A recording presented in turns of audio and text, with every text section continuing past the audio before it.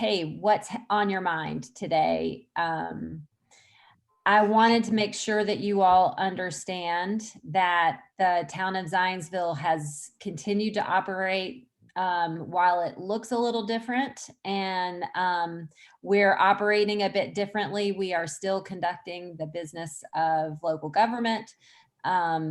Building inspectors had 15 assignments that they went to yesterday. Road construction projects are underway. Public safety personnel are still doing what they do for us. We are fielding interest in different economic development opportunities. So we continue to keep the train moving down the railroad. But really, more than anything, we want to do what we can to help continue to encourage residents to support our business community and send business their way every day if you can. And from a council perspective, we're continuing to operate. We had our first virtual meeting on April 6th. That was from a special order from Governor Holcomb that allowed us to do that. Technically or legally, in the past, you had to have 4 people present in order to have one of those meetings, but we were allowed to not do that this time. We've been streaming on YouTube, streaming on Zoom. There's public participation as a part of that. That's sort of echoing the mayor's call for transparency in all things that we do. The next meeting is April 20th at 7:30 a.m. So anyone who wants to attend, please feel free. We're trying to do limited agendas in April just to try to see if we can get back to normal and have in-person meetings in May. But if that doesn't happen, or we are not allowed to do that in May, then we will have full agendas in May, and we'll get through all the business of the town and the business of the other commissions that are also operating, like the BZA and the Planning Commission. So the council is here to support the town and work with the mayor, and we thought this was a good idea just to have a chat, because we don't get a chance to see everyone as much being out and about anymore. We also have Chief Jamie Van Gorder with us today to share a bit about the COVID-19 response that he's managed on behalf of the town. Thank you, Mayor Styron and President Garrett, for the opportunity to join you today. I would share that your town staff, all 175 full-time employees and the 9 departments that serve you, are working daily to be able to continue town services and make sure that there is limited interruptions. All the while we may be working a little bit remotely or in different areas, I'm going to attempt to try and share with you some pictures of some town staff that may be working remotely and doing their jobs from different areas throughout the community. That's not just within the fire department. All town departments are challenged and asked to work remotely and work in safe areas. So we continue to try and emphasize that activities and what those new work environments may be. Other activities going on, the fire department and the town department heads began on March the 11th preparing daily situation reports where we begin to review all town operations from the various departments to make sure that we're meeting the needs of the community. And actually this afternoon we'll be preparing our 35th daily situation report. Those get sent out every day to the mayor, the deputy mayor, and the full town council. So we are engaged in working with them on a daily basis. We stay connected with our external communications and checking in with some of our valued partners. We make contact several times a week with our extended care facilities, be it Hoosier Village, Zionsville Meadows, the Hearth, Tudor Gardens, and Grand Burke are some of those. We also contact several times per week our hospitals, St. Vincent Health, IU Health, and Witham Hospital, to make sure that we have the most up-to-date information. Other essential non-government services but are very important to our community, things such as Meals on Wheels and Amy Metzger's group. We stay in touch with them and making sure they have all the resources they need to continue the food delivery to the aging population of our community.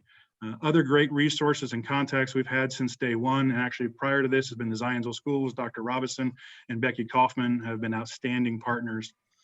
We stay in contact daily with Sheriff Mike Nielsen and his staff. We also rely very heavily on the Boone County Health Department, Thomas, Ryan, Lisa, and the entire team at the Boone County Health Department as they lead the unified effort for Boone County. And I'd also like to give a quick thank you to Boone County Councilor Elise Nishalis, as well as Steve Jacob, who frequently reach out to the public safety folks here in Zionsville, making sure that we have everything we need.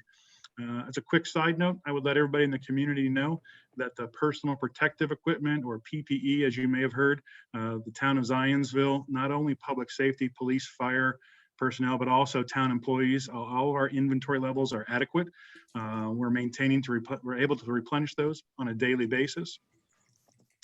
Mayor Styron and President Garrett are continuing to work to ensure that we stay connected with the community, whether that was from the various police and fire departments showing support for our healthcare workers, or porch party that we held last week was a great interactive opportunity for our community to stay connected.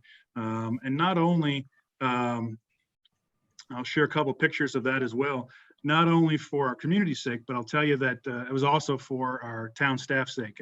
I think they got just as much out of that as maybe the residents did as well. So that meant the world to us.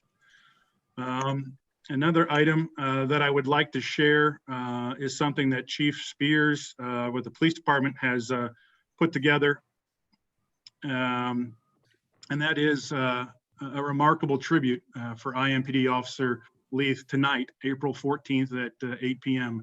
Persons interested in participating are being asked to stay in their cars, park on Main Street with their headlights and emergency flashers on. Police Chief Spears recommended asking participants to assemble about 30 minutes early to ensure we have everybody properly parked. He's made arrangements to have a professional videographer record this tribute with a drone. This drone will also record similar tributes at the Zionsville Police and Fire facilities. And once completed, we'll be post the video on our website and social media so that it may be viewed and shared. We want this tribute to be a meaningful representation of our town's compassion for this life given in the service of others. And in closing with my comments today, my prepared comments, I would ask the community to share, excuse me, not share, but to reach out and look at the CDC guidelines at www.cdc.gov. Our most concerned population is our at-risk, our older adults who have severe underlying medical conditions. And you've heard it before, and we'll repeat it again because it is just so important to stay home if at all possible. Wash your hands, take everyday precautions to keep space between yourself and others if for some reason you have to go out. There are also important steps on that website about taking steps to protect children and others from getting sick, from again, washing of your hands, avoiding people who are sick and have other illnesses going on, clean and disinfecting high-touch surfaces daily, and launder items frequently. And in closing, we also want to make sure that not only the town employees, public safety, but our community at large about how we're coping and dealing with stress. We're very fortunate at the fire department to have our firefighters local 5195 peer wellness program up and running, and how they're checking in with our employees on a daily basis. But there are important things that are shared on this website about making sure we're taking breaks from watching, reading, and listening to news media outlets. Take care of your body, make time to unwind, and many other important things. So please take a look at the CDC website. And again, thank you, Mayor Styron and President Garrett, for the opportunity to join you today. You're on mute, Mayor. There you go. Thank you so much, Chief. That information was fantastic, and we appreciate you sharing some of the great things that are underway right now and some other ways that folks can get some resources they may need during this time. Well, we've had some technical difficulty, which is par for the course, but I think that we're safe on YouTube, and we can always stream or share this video with folks who weren't able to hear everything from the very beginning. Amanda, do we have some questions? I am not seeing any questions right now. We can pause and wait a few minutes to see if any questions come up on Facebook. We've posted the YouTube link to this video on Facebook, and you can comment on that post with questions if you're live on YouTube right now.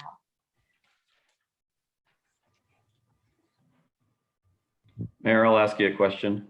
Okay. How do you like the new gig? I love it. Yeah, I've thought every single day, what a great privilege and to come to work for the town of Zionsville, and I'm incredibly excited. There's nothing like a pandemic that will bring a team together. And I feel like since mid-March, this group has been working nonstop on how to do two things. Institute policies, regulations, steps to keep our staff safe and our community safe. And then after that, how do we continue to do as much of, our work as we possibly can? And I love coming to work every day, and the team that we have built is terrific. And town council's fantastic too. Hey, there we go. I don't know what all this nonsense is about legislatures and executive branch folks not being able to enjoy productive work together, but that certainly doesn't seem to be the case here in Zionsville. Yeah, it's been a good partnership. I mean, I think the idea of R's and D's at this level, it's just about getting stuff done, not party affiliation. So I've enjoyed getting to know you and getting to work with you. Yeah. So, one thing that I wanted to point out that's pretty cool that's happening right now, and particularly in support of our businesses, is the Chamber of Commerce has, for a period of time, has some very generous supporter who has offered to increase the total amount of gift cards that residents may buy for doing business with downtown businesses. So if you check out the Zionsville Chamber of Commerce website, they can give you more details around how, if you make a donation of, I think it's $50, then they will put together something to increase that dollar amount by $10 or $15. I don't remember right off the top of my head, but it's a pretty great way to give back to our business community during this very trying time for them, and take advantage of another donor who's ready to amp up our giving. So how does that work? Oh, go ahead, Jamie. Well, go ahead and let's finish that thought. I've got another list of donors I'd like to share. Well, I'm just thinking about that program. So if someone buys a $50 gift card to use at Village Merchants, that they end up with a $65 gift card. That's my understanding. Yeah. From the Chamber of Commerce. Yeah. Right. I know. Jamie, go ahead. Yeah, President Garrett, Mayor Stein, I'd also like to make note too that there have been, as you're well aware, but I'm not sure the community may be aware, that there are numerous donations that local businesses, even in these difficult times, is stepping up and giving to the municipal government, from Acreage True Value Hardware, R.L. Turner Corporation, numerous Zionsville local restaurants, an anonymous donor who at the height of this all was able to source masks for public safety personnel and employees, and thermometers for staff to use. Truly unbelievable things going on. I think I've shared with Director of Communications Amanda Vila. There are also great stories in the Zionsville community. I've got a neighbor 4 or 5 doors down that is actually building, I'll probably get this wrong, so I apologize in advance, but building acrylic or plexiglass ventilation boxes for folks in the ICUs, and he's actually manufacturing these in his garage, and just all kinds of wonderful things going on. So I want to make sure and give a quick shout out to those wonderful folks in the community and these businesses that have just been there to support us along the way. Thank you, Chief. Along those lines, we do have a few questions coming in, one of them related to masks. Is the town working with anyone to ensure that all residents have a mask to wear in the public or at their essential job? As of right now, I'm not sure that any municipal government's able to provide masks to the population. I think the CDC on their website has some great guidelines for the use of cloth face coverings or masks to be able to help slow the spread. So I would offer that as a suggestion to be able to do that. I would say that our current PPE levels do not allow us to be able to provide those to anybody other than emergency services. That's our first tier. The second tier are those government employees that are having to work and deliver services that we're able to meet those needs currently. And Jamie, I mean, you can make your own mask, right? I mean, you don't necessarily need an N95. You're correct. You know, and the handkerchief, something like that. Yeah, the CDC guidelines has some very clear guidelines about how that should be put together and assembled. We have, I think you'll see maybe on a fire department or town Facebook post that we have several folks within the community that are hand making masks, because very early on, I think in the state of Indiana, things are getting better to a certain degree as far as supplies and PPE are coming, but they were providing and making those for their friends and family that were working in the healthcare industry. So there are various sources that are out there, and the CDC does support the use of cloth or other face coverings to help slow the COVID situation. It's a good question. Thank you. This one is related to the rail trail. When will the fences on the south end of the rail trail be removed so users from the Vonterra neighborhood can access the trail? Yes, well, thank you for that question. I had actually been working with the Parks Board and the Parks and Rec Department to get more understanding about the that gap in the connection. And it is my understanding that they had planned to begin design work on that South Rail Trail connection this spring and early summer, but selecting the construction engineering design firm to start that process and get the construction documents drafted has been delayed by current limitations. Even though construction activities are considered essential, there are still limitations in terms of the staff availability to do that. We hope that this delay is temporary and that the design work can proceed just as soon as possible. And to give you an idea of how long that will take once the process gets restarted, they estimate that the design work is about 2 to 3 months. But then they have to go through bidding and construction documents, and actual construction of the trail, and that should take another 3 to 4 months. So not having a start date identified is hard to get us, enable us to be able to get you when the finalization date is going to take place. But there's a third issue that is coming into play, and that's that not all of the parcels have been secured. There are still some negotiations and discussions taking place for one of the parcels in particular along the pathway. So until that land acquisition is completed, we will have to maintain those barriers that are currently established on that section of the trail that will be connected eventually. Thank you. This one, it says, hard question. When we see others violate the stay-at-home rule, gatherings more than 10, what is the appropriate response as a concerned fellow Zionsville resident? That is a hard one. It is. I kind of find that myself feeling a little weird about being the social distancing police on the trail. One of the things I might share is, and I know it's not always easy to do, but if there's an opportunity to have a neighborly discussion, not always do those go well. We understand that, and there might be some tensions pre-existing before that, and everybody seems to be a little bit extra heightened now.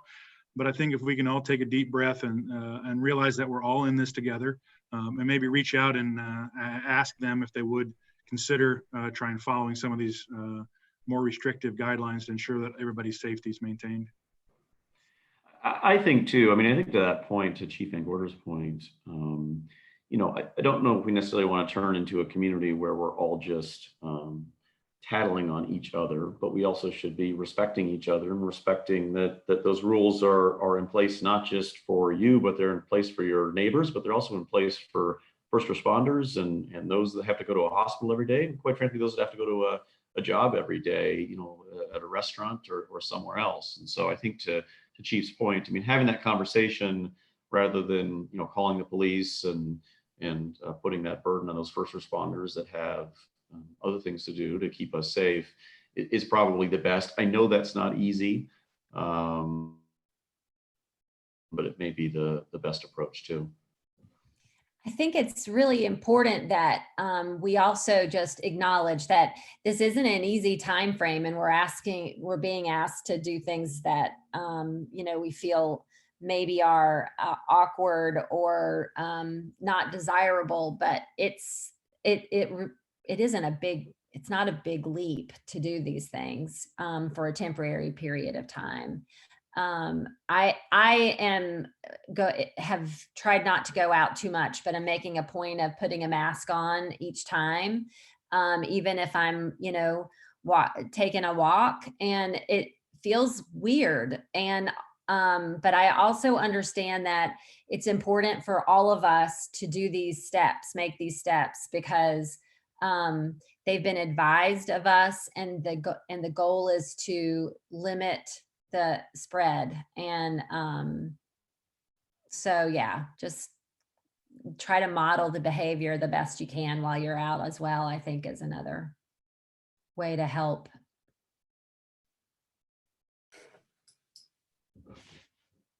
Okay, back to the trails topic. Along Ford Road, there has been some sidewalk and trail improvements.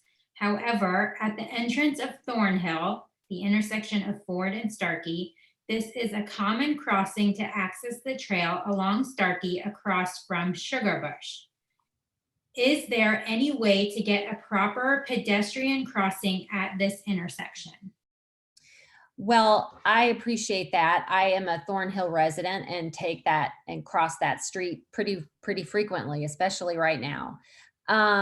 We do have had started actually right before all of this revealed itself. We had identified a pedestrian mobility access team that we were going to convene and start discussing how might we create some more pedestrian crossings. And in light of some of the criteria that we've used in the past with regard to pedestrian crossings, how do we expand that criteria and make recommendations to the Public Safety Committee in town government for consideration?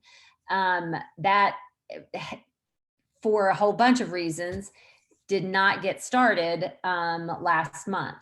But we are going to, we do have the team together. We have a list of materials that we're going to get ready to launch into and start discussing. But it's just put on the back burner for a few more weeks, I think. One thing I'll add to that on crosswalks, you kind of, when you join council or become mayor or learn more about how government works, it's different than how maybe you think it would work.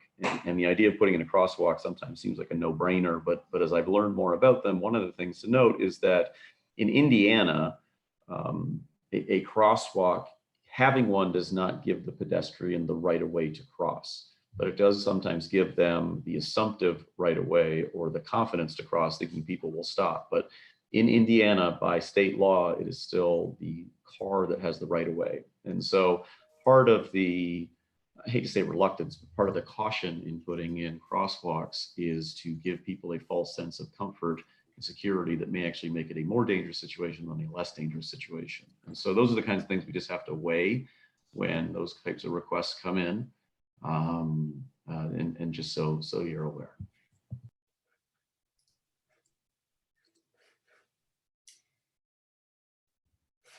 Okay, another question. How's our testing going? Our testing. Must be the coronavirus testing, I assume, because my Yes. kids' e-learning testing is not going well. I know. I am trying, desperately to not help my second grader do those things. Yeah, Amanda, I think if the question may refer to the corona testing, the town of Zionsville does not have a part or a role within that. The testing is done through hospitals, health centers, through county health departments, and things of that nature. So the town does not have a role within that. Thank you. How will town hall meetings be now? Well, oh, go ahead. Well, we have been operating boards and commissions and town council meetings. Josh started off discussing a little bit about that. The governor has given us more capabilities along those fronts to conduct business electronically. And I've personally been able to attend a Parks Board meeting and a redevelopment commission meeting, which generally I don't get to because I'm feeding my kids at that time. So that's been kind of cool to be able to participate via Zoom in that regard. Josh, since we got a little bit of a hang up getting started, do you want to share a bit?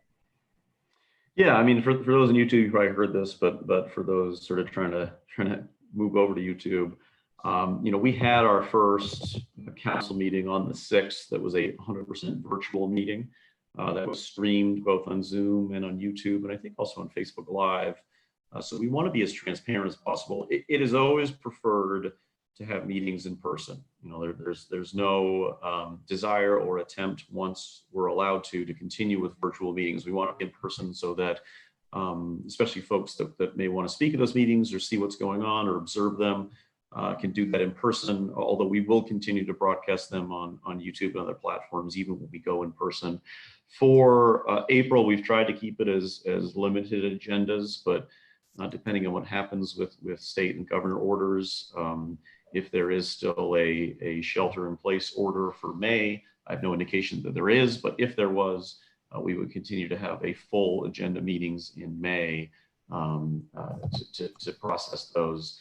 Like I said, we prefer to have those in person if we can. They've worked well virtually. I mean, we've been able to see people are joining and seeing what's going on. But once we get back into in-person meetings, depending on what guidance may be coming from the CDC or from our own town officials, we may set it up where we spread people out. Even if you've seen, the press conferences, whether it's the governor's conference or the president's conference, they've had people spaced. So some of that social distancing may remain as long as there are some activity within COVID, but otherwise we hope to get back to in-person meetings as quickly as possible.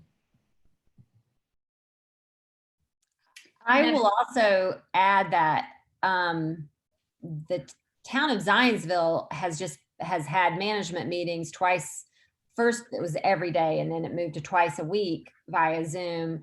And what we're learning is that we can keep things rolling with some of maybe a fifth of our workforce working from home one day a week. And I think that this has taught us some new ways to stay engaged.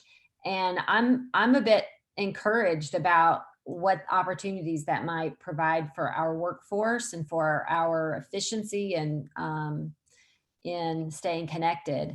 I know that I have had one day where it was 8 solid hours on Zoom calls. That's a lot to see people's faces.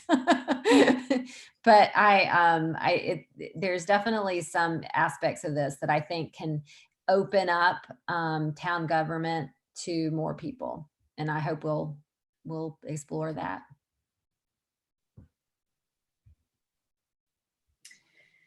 Is a mask necessary if you are outside and socially distanced from others? Well, my understanding is that the CDC has recommended or would like to see us wear masks when we're outdoors. it is hard to be definitive about what can and can't happen and how far something travels and how long viral matter hangs in the air. I don't want to have to figure that out. And I think that if you're doing yard work in the front of your house, that's probably different than if you're walking somewhere. But Jamie, you're probably a better person to answer that. No, I think you hit, Mayor, I think you hit the nail on the head there, is that there is never enough precaution that an individual could use with what we're dealing with today. But the further you are away from folks would lessen the likelihood that you would need to have that. Definitely if you're having to go to the grocery store, the gas station, things of that nature where you may be in closer proximity to others, we still want to try and maintain that 6 feet no matter what. But that's where those cloth or other medical or surgical masks would really come into play. And again, a lot of that information, detailed information the mayor was speaking of, is available on the CDC's website, and we'd like to direct folks to that location. We do all tend to become armchair epidemiologists in this time. I think part of it too is, my understanding, and that's not probably a great understanding, is the wearing of the mask is more about preventing the spread by you versus you getting it. So even if you're out, in a grocery store, keeping social distance, you may have it and not know it, and by things that you're coughing may linger on surfaces for hours at a time. And so I think that's really what's driving the ask is, you may be keeping social distance, but you may still be a spreader potentially. That mask may help prevent you from being a spreader. But to Jamie's point, Chief Engler's point, looking at the CDC, looking at those guidelines are going to provide you probably the best advice versus what I've recently Googled. I think that the more of us that do stuff like this, though, the less stigma or hesitation someone else has to go out and do it too. I mean, if it will follow a crowd.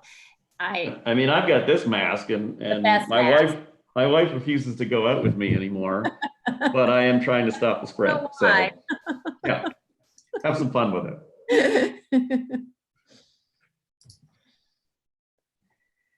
Back to the rail trail question regarding the extension from Starkey Park and into Vonterra. When will the city start legal proceedings to take the parcel from the holdout landowner on the trail? I don't think that's a question that we are going to get resolved. I think anything that has to do with legal issues, we'll have to defer from addressing today.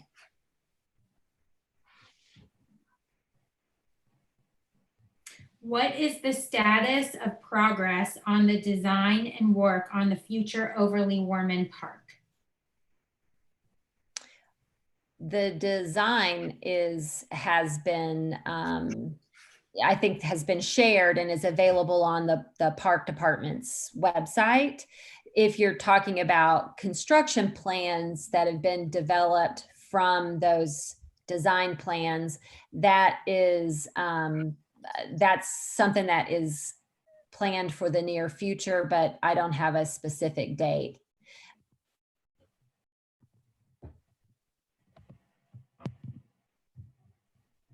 Josh received a question about the Sycamore Street Bridge and when it will open. I believe so. Bridges, again, this is some of the things you learn about government. Bridges in Zionsville are all owned by the county. They're not owned by the town. And oftentimes these projects are years in the making, even if we may not necessarily know that they've been scheduled years out. And we have a good relationship with the county, don't take it the wrong way, but the timing of that bridge and the length of which it is closed, this is the bridge that's right by Lions Park, was a bit of a surprise for us. I don't know the exact, I haven't heard of it being delayed by anything, and I live near there, and so I go by there quite frequently. Mayor, I don't know if you know the expected open date. Was it You know, sometime in I'm just September? I'm searching to, am I, August 28th. Okay, so I would still expect that date. I've not heard anything delayed to that date. I've still seen them working on that, and construction is deemed an essential service, and so they're Yeah. still able to make progress. I've seen they've been pouring the footers on them, and, Yep. and I think some of the weather has been helping. So I would still plan on that date. I had a conversation with folks in the county last week and everything's still on track. Okay, good. 2 questions, though Boone County related, so you may not know. Will property tax bills be delayed as a result of the pandemic? And will road construction, Sycamore Street Bridge in particular, be delayed because of it? No to the construction question. I'm going to say no on the other question too. Yeah. That's property tax delays, because I've seen them coming out for other counties. I think that what you're finding is most government agencies are doing their best to keep the core business running. And definitely sending property tax bills falls into that.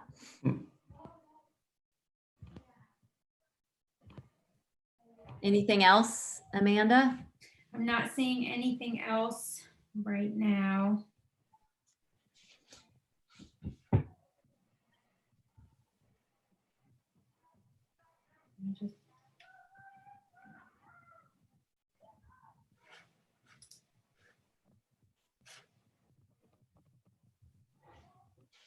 We had one from Vice President Brian Traylor from our town council. Do the mayor and council president have a favorite town councilor? Who and why? Not Brian Traylor, I'll tell you that much. So I'll only tell you who it's not who it is. Yeah, I'm not, they're all my favorites. They're fabulous. I like that. It's easier to say who your favorite bear is, I guess, than your favorite. Yes, Joe Hogsett, right?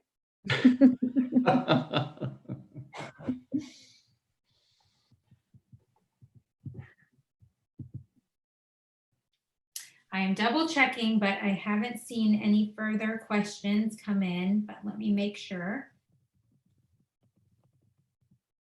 I will put in a plug that the governor has made it allowable to vote by mail for this year, given the things that are underway. You can visit our Boone County Clerk's website to download an absentee ballot form and complete that and send that back to her office to get registered to vote by mail in both the primary and perhaps the general election. So just wanted to put in that plug to help ensure your vote counts this year, and that you don't have to go out into any public facility in order to exercise it.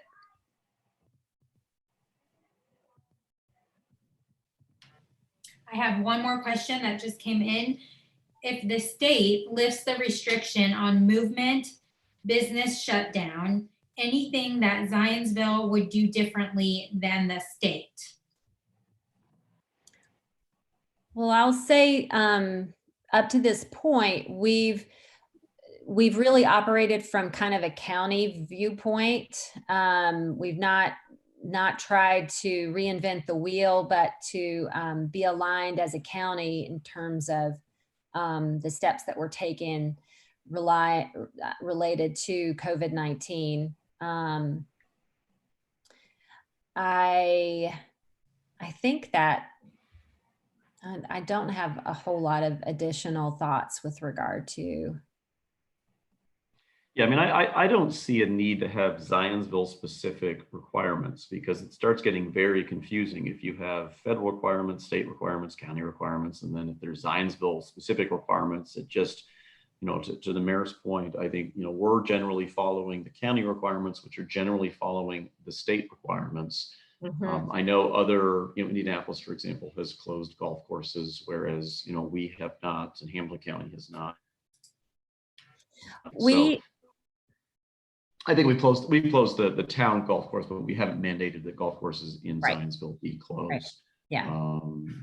So I think that's a smart approach. I think it's a researched approach, and it's the easy, you cross a road and suddenly there's a whole new set of rules for you to have to follow. Right, right.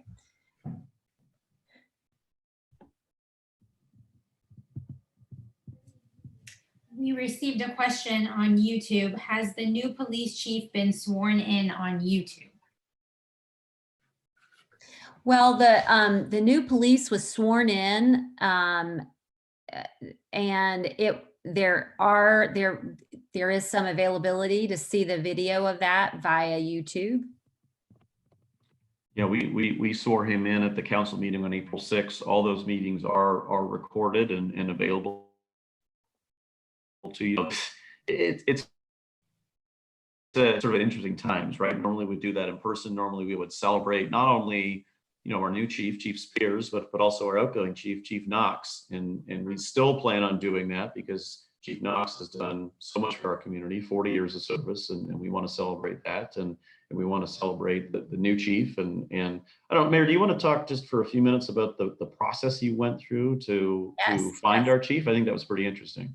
Yeah, I'd love to. I will start off by saying I've been able to swear in a police officer and a police chief, and I've been able to be sworn in. And it is remarkable how many different ways you can do that in different environments. So while it might seem a little different, and it is to be sworn in via Zoom, it is still a valid and ability to both hear an oath and then to take it to heart and then recite it back. So I think that it's remarkable the different ways that we've been able to take on our service and during these times. And so, yeah, with regard to choosing a police chief, I wanted this process to be very open and fair, and to invite a wide array of individuals to step forward and apply. We did have over 70 applicants for police chief in Zionsville, which is remarkable in and of itself. I asked a long-term colleague and friend to lead the police chief selection process, to design it and lead it. And that involved a variety of people from the community, a variety of people from law enforcement, both in Zionsville and outside of Zionsville. There were elected officials, just a nice, well-rounded group of people to participate in culling through a subset of those 70 that applied, and conducting video. We had to do video conferencing interviews for all of this. That team whittled down the selection to 3 candidates, which I evaluated through both some of the materials that they had submitted through the original process. They had scenarios that they were asked to respond to in writing format, and then the interviews that they participated in were also recorded, which I reviewed. And then I had personal conversations with those folks, and ended up deciding that for Zionsville, Chief Michael Spears is the person who it has the right life experience, the right approach, the right goals, was the right fit for Zionsville at this time. And I'm real excited for his leadership and his ideas, and how he intends to lead and work with our police department in the years ahead. I was impressed with the quality of candidates we got. It just shows Zionsville is a desirable place, not only to live, we know that, but also to work for. And I've spoken to some members of the police force in different ranks, since the announcement, and they've been very happy with the selection of Chief Spears. Think he'll do a great job, and is coming in with the right approach and right attitude to lead the force forward. Yeah, I'm excited. He has a big heart. It's a great team. Another question coming in on YouTube. Any change in sewer install plans / traffic circle out here on Oak Street, Cooper Road area? We are working doing our best to keep all of our projects moving forward. As you know, construction activities are considered essential business. So as long as we can find the workforce, we are not slow rolling any projects.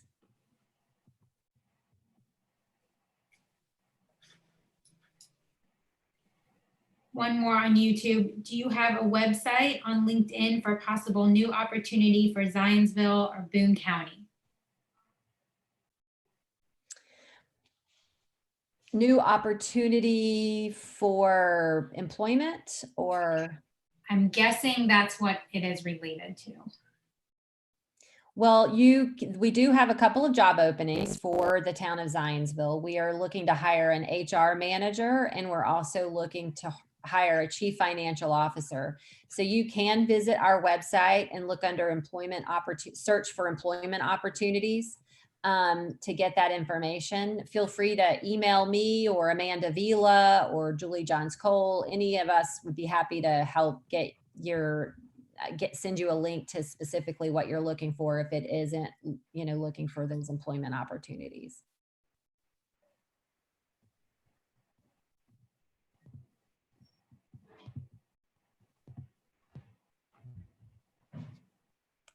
We should definitely do this again. I mean, I love the questions that are coming in, and Mayor, if you're up for it, I think this would be great. I agree. We could make this a Tuesday regular standing event. I know not everyone's on Facebook, and we'd be happy to continue to offer these on YouTube as well, and try to get some formal way of soliciting more questions in advance.